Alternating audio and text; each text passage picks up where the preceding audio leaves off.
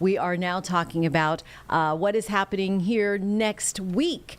A little bit of a shopping day, right? So Prime Carlene Day. is excited about I love this. Prime Day.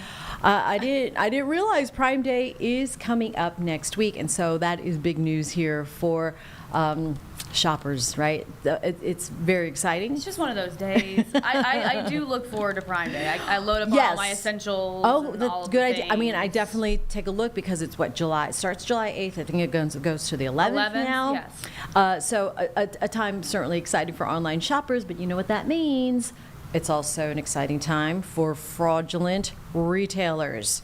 So with us right now is Juliana O'Rourke from the Better Business Bureau. Hi, Juliana. Hi, good morning. Good morning to you. Thanks for joining us this morning, a couple days before the July 4th holiday. And those sales, I see them advertised. It's very exciting. What are you seeing as the most common types of these types of scans during July? Yeah, so July is obviously a big month for a lot of retailers to do their very big sales. We haven't had any reports specifically come in, but we always know that around these big sales, scammers are definitely prevalent. So we want people to be on the lookout for a couple different things. So phishing scams, lookalike websites, and then also misleading ads, especially on social media channels. All right, so when someone finds what looks to be an amazing deal, what's the first step they should take before hitting that buy button? Yeah, so if you see a really good deal on social media, if you see something being advertised, first and foremost, if the deal is too good to be true, it's probably because it is.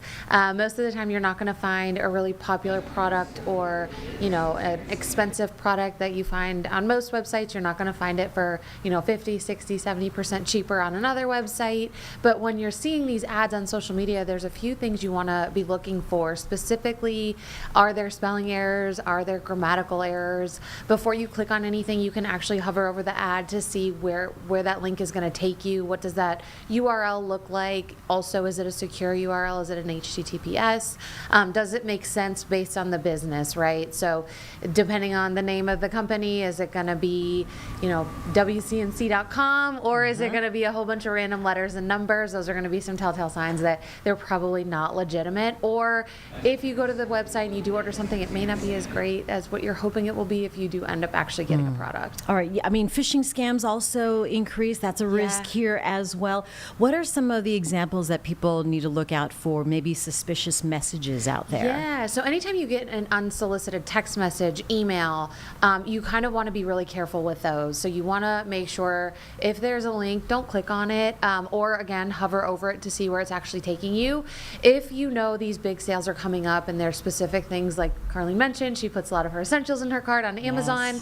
Yes. You're kind of on the lookout for these products, I would say, a lot of the time just to see if they ever do go on sale or if anything is going on. And so those are things you kind of want to pay attention to as well if you're getting emails or text messages. And then the same thing when you get emails, who's the sender? Does the email address make sense for the company that it's coming from? Are there spelling errors? Is there grammatical things that you are, if you're reading a sentence, it doesn't quite make sense? Again, random links, those are things you kind of want to pay attention to. I mean, similar to that line, though, is social media. How does that play into everything? Yeah. So a lot of companies advertise on social media. A lot of companies are legitimate that advertise on there, but unfortunately, we know scammers thrive in social media as well. Lots of people spend a lot of time on social media. And so anytime you see an ad on there, you kind of want to be cautious just because you're not entirely sure where it's coming from. So again, hover over it before you do any clicking. And then also, if you see some really great deal, you should also be able to just go out to that company's website and find that same deal, or if you do a search on the internet. So just you don't always have to go directly from the ad that you're seeing. Oftentimes you can go directly to the website and experience the same type of promotion. I mean, you talk about when something's too good to be true. I mean, talk to you about trusting your gut. How important is that in practice? Yeah, I think that's really important for most people. Like I said, if you see a product and you're like, wow, that's on mega sale and it's, usually $100 more, something crazy, I would think your gut instinct would be, this is probably not right. I know I want it to be true, but it probably isn't. Yeah. So just be careful. All right. And Paying with a credit card, you got to do that anyway online. Yeah, you always want to pay with a credit card. Don't ever use a debit card because that functions a little bit more like cash. But also, no peer-to-peer payments if they ask for Venmo or Zelle or something along those lines. Also, gift cards can be red flags if they're like you can only pay with a gift card. So always pay with your credit card. You have a little bit more protection that you can file fraudulent claims on. So yeah, we always recommend credit card over everything else.